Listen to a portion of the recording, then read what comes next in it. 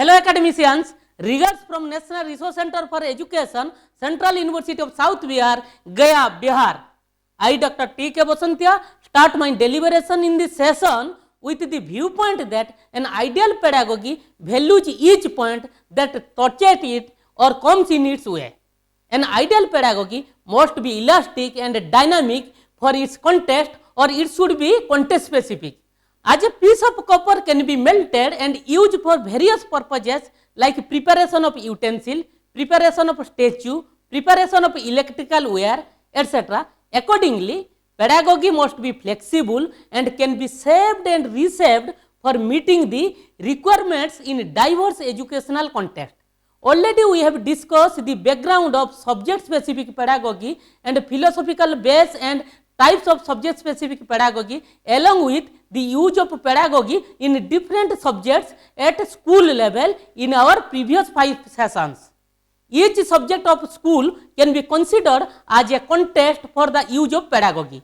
This session is in continuation of our previous sessions based on the topic subject specific and context specific pedagogy.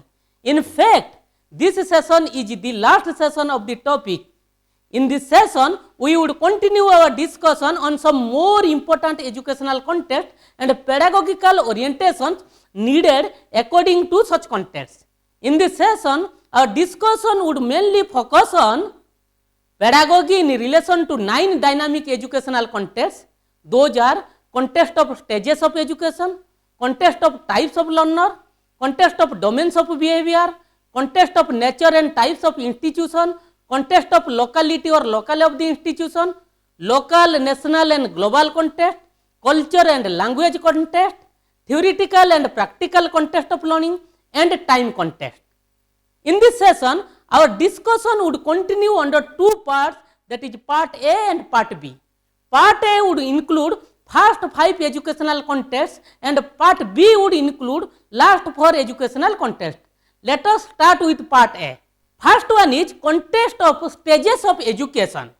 We know that a child starts his or her learning at preschool stage and moves towards elementary school stage, which includes primary stage and upper primary stage, then secondary stage, then higher secondary stage, and then higher education or further education.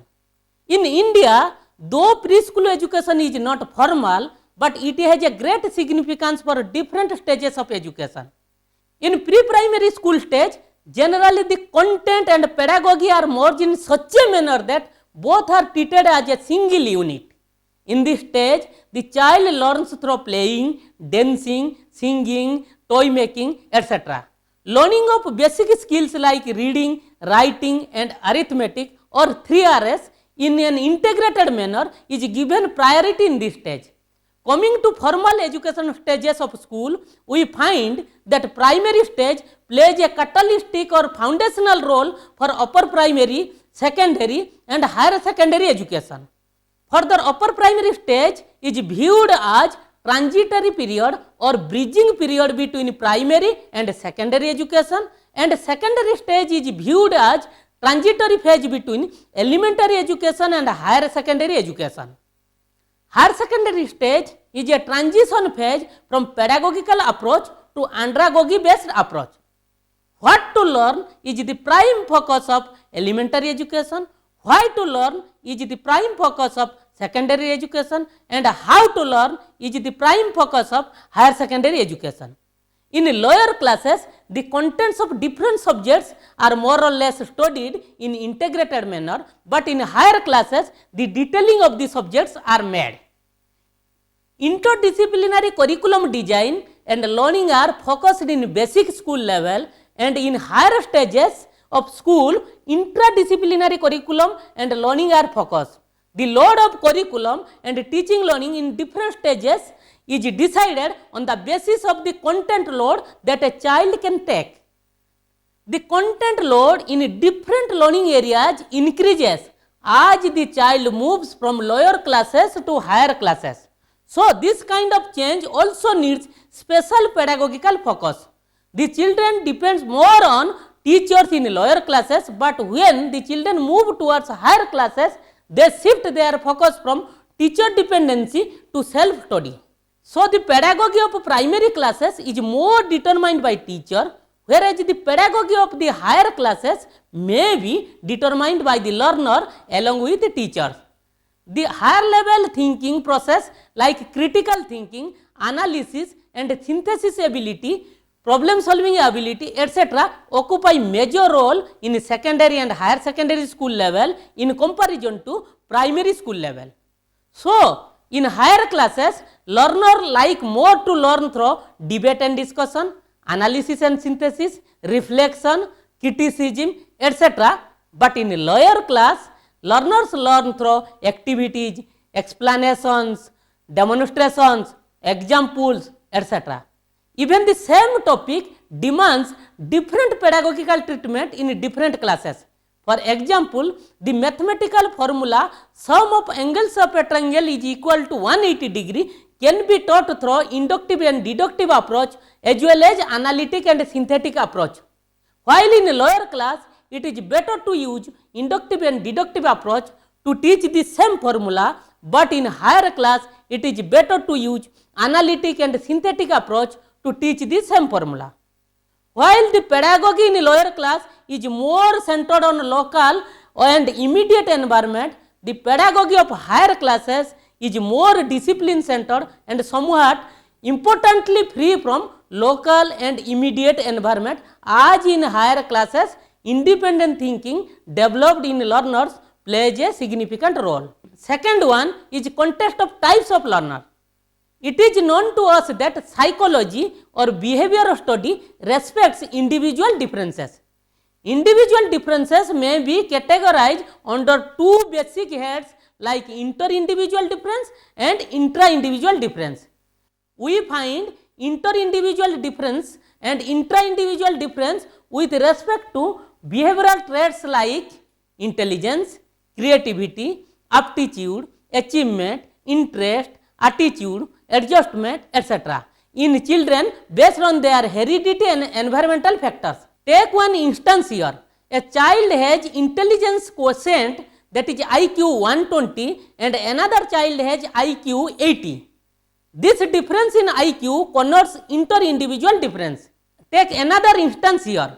A child's performance is better in mathematics but not in language. This is an example of intra-individual difference.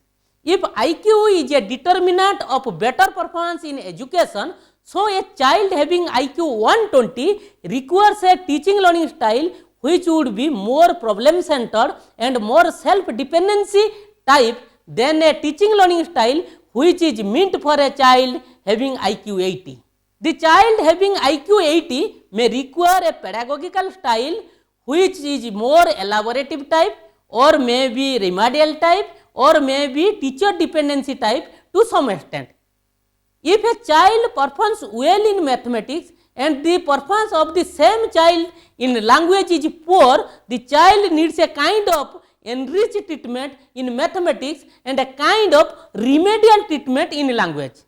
At a time, we categorize the children as fast learners or weak learners, more adjusted learners or less adjusted learners, emotionally stable learners or emotionally less stable learners, etc.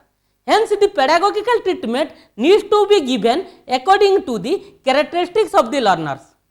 Further, categorizing the learners as fast learners or weak learners, more adjusted learners or less adjusted learners, emotionally stable learners or emotionally less stable learners, etc. may not bear same meaning in all educational context. If we consider Howard Gardner's theory of multiple intelligence, which include intelligences like linguistic, kinesthetic, logical mathematical, musical, etc., we can say that a learner may not be good or proficient in one dimension, but may be proficient or good in another dimension. Since the theory of multiple intelligences states that an individual may not be strong in one dimension, but he or she may be strong in another dimension in many cases. If we apply the same theory in educational context, we find that a child may not be good in science, but may be good in social sciences. We find children that their behavioral characteristics change as per their maturation, and experiences. In some instances, we recognize that a child shows better performance in a subject in lower classes, for example in science, but in higher classes, his or her performance in the same subject may not be in tune with his or her performance in lower classes, and it may be because of the reason based on maturation and or experience of the child. In that case, the same child needs differential pedagogical treatment in the same subject in lower classes and in higher classes based on his or her experience and maturity. Heredity is a kind of inborn characteristic of a child, but pedagogy is generally a kind of environmental treatment on the child. But the treatment of pedagogy will influence well if it takes care the hereditary characteristics of the child, including his or her experience from the world around him or her. Third one is context of domains of behavior. It is very clear that psychologists and educationists divide human behavior into three domains, that is cognitive domain, affective domain and cognitive domain. Cognitive domain is known as knowing domain, and primarily it is characterized by head related or brain related or intellectual behavior. Affective domain is known as feeling domain, and primarily it is characterized by heart related or emotional behavior. Psychomotor domain is known as doing domain, and primarily it is characterized by motor or physical behavior. All these three domains are not separate entities in absolute terms or can't be divided into watertight compartments, rather those are complementary and supplementary to each other. The affective domain and psychomotor domain together constitute or are called co-cognitive domain. The development of all the three domains requires separate kind of pedagogic treatment. Since the cognitive domain is intellectual in nature, so the pedagogy which facilitates the intellectual abilities of a child may be used to facilitate this domain. The pedagogical techniques like puzzle, quiz, debate, intellectual exercise, problem-based learning, etc. have significant role for development of cognitive domain. The pedagogical techniques which facilitate the feeling aspect of a child are used for the development of affective domain. For example, singing, recitation, music, somewhat dance related to emotional expression, etc. The pedagogical techniques like craft, drama, role playing and modeling, drill, games and sports, etc. are used for psychomotor or cognitive development of a child, since these techniques help for developing physical or motor behavior of a child. Inter-domain differences and intra-domain differences are visualized among learners in many cases. Let us start with inter-domain differences first. One child may exhibit better in cognitive related tasks like mathematical calculation, science based inquiry, etc. in comparison to affective and cognitive related tasks. Another child may do well in affective related tasks like singing, recitation, etc., but may not be doing well in cognitive or cognitive related tasks. Another child may perform better in cognitive related tasks like craft, running, jumping, etc., but may not be able to do better in cognitive and affective related tasks. Further, it is found that a child may do well in any two domains together, but not in all the three domains. All these differences found in case of the children in relation to their respective domains connote to inter-domain differences. A pedagogy must have to respect the inter-domain differences of the children. For example, if a child is doing well in singing and recitation, he or she must be provided a very good platform or exposure for singing and recitation in the educational as well as pedagogical endeavors. Further, we find intra-domain differences among the children. Within the same domain, the differences are remarked in child's behavior. Take the example of cognitive domain.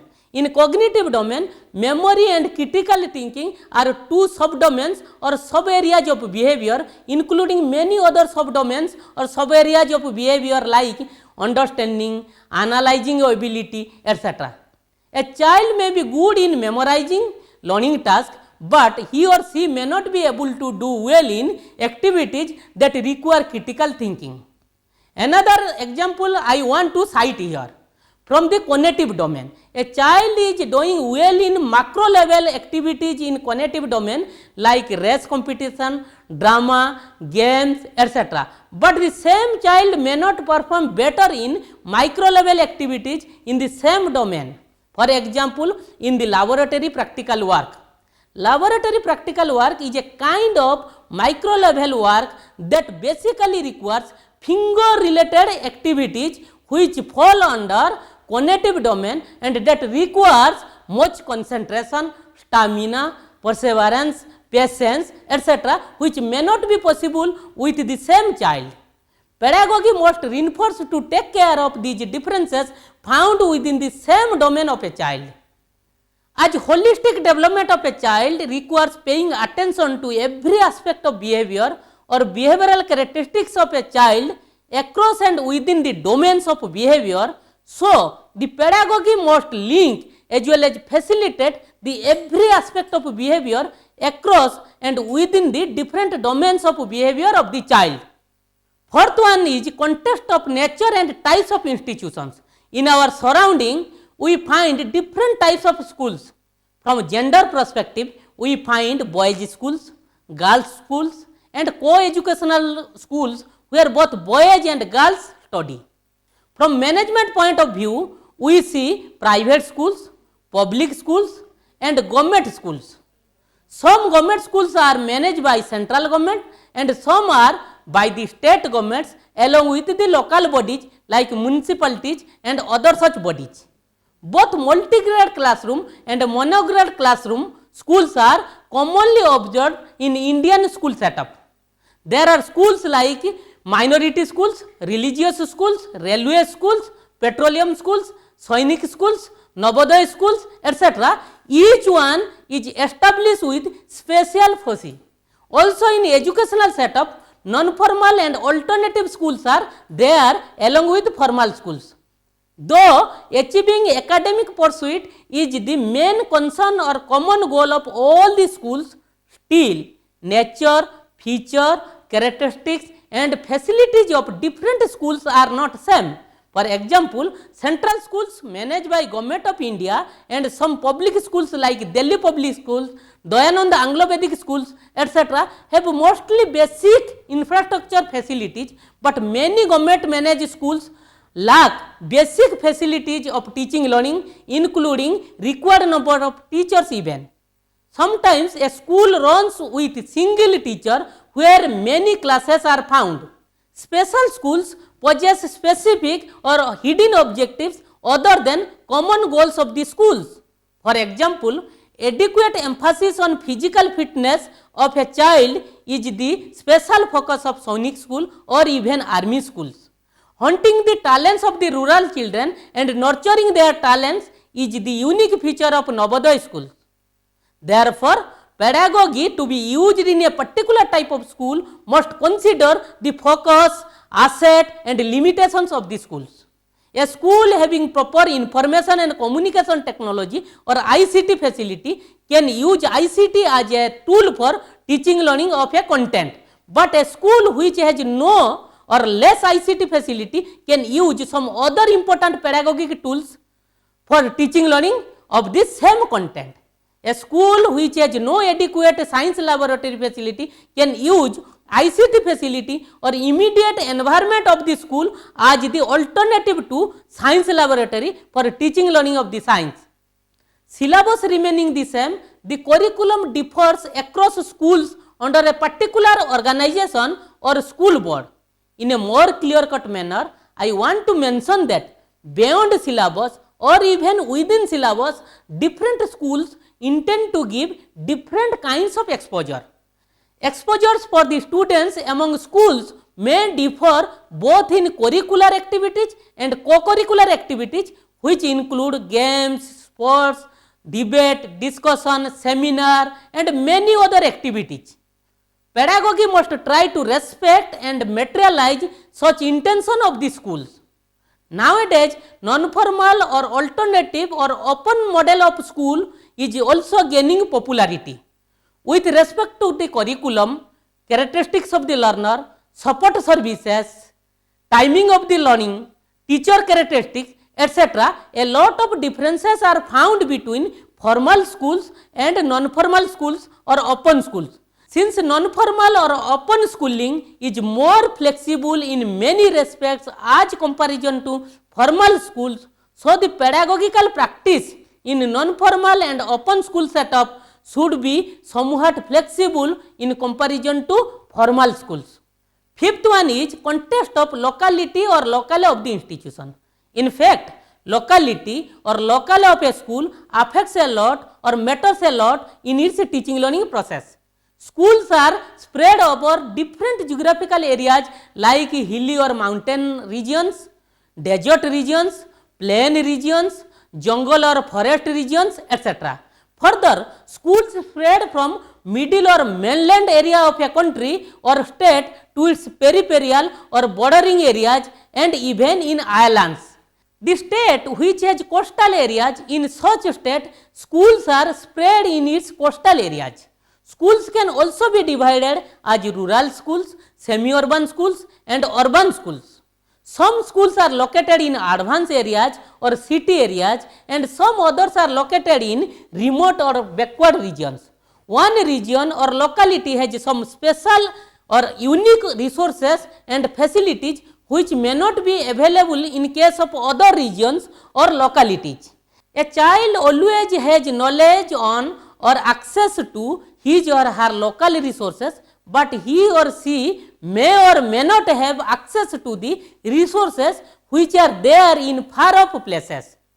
When the local resources like local flora and fauna, atmosphere, art and craft, agriculture and economy, etc. would be used as a tool or medium or aid of pedagogy for learning, the learning would become enriched and lively even. If instances will be cited from the immediate environment of the child can connect his or her experiences with the learning tasks and learning will become more meaningful. Let us find some examples in this context. Suppose the topic sources of income has to be taught in subject social sciences in schools of different geographical context. For teaching the same topic, a teacher of a school of coastal area of Andhra Pradesh may start with the resources like fishing, harvesting of salt from the sea, collecting of marine products like fish, shell and navigation along with agriculture and other sources which are predominant sources of income in that area. But if a teacher of eastern part of Assam, which is also called Upper Assam, teaches the same topic, the teacher may start with the sources like tea plantation, petroleum and natural gas based source, agriculture, mostly rice production, etc. as these are the important sources of income in that area. While teaching about the topic different types of forest to the children of a school located in Sundarban Delta in West Bengal, the teacher may start with the example of mangrove forest which is found in the Sundarban Delta of West Bengal and proceed towards other types of forests like deciduous forest, evergreen forests, etc. Along with unique advantage, unique problem is also remarked in each local context, which may affect the teaching learning process. So, the teaching learning process must be designed in such a manner that the problems relating to a particular locality that affect the teaching learning process can be handled properly.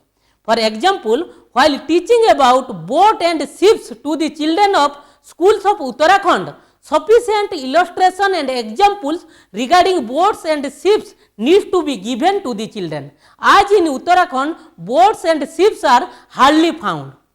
Information and communication technology materials or ICT materials relating to boats and ships may be used for the purpose.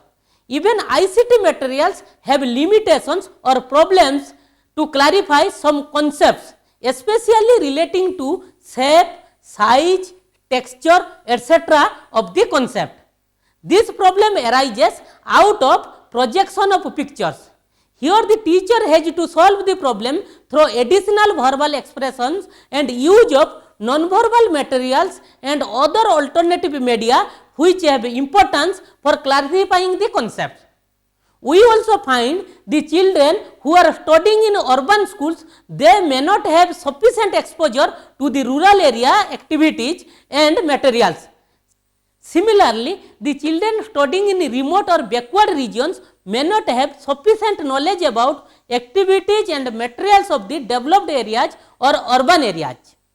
Therefore, a learner of a particular locality may not have adequate access to the activities and materials of other localities which have no proximity with the activities and materials of his or her locality. Hence, while pedagogy will be used in a school system of a particular local context, the limitations of the local context must be studied along with its advantages, and accordingly pedagogical treatment would be given to overcome the limitations. Friends, now let us close this part, that is part A here. We will meet in the next part of this session, that is in part B of this session.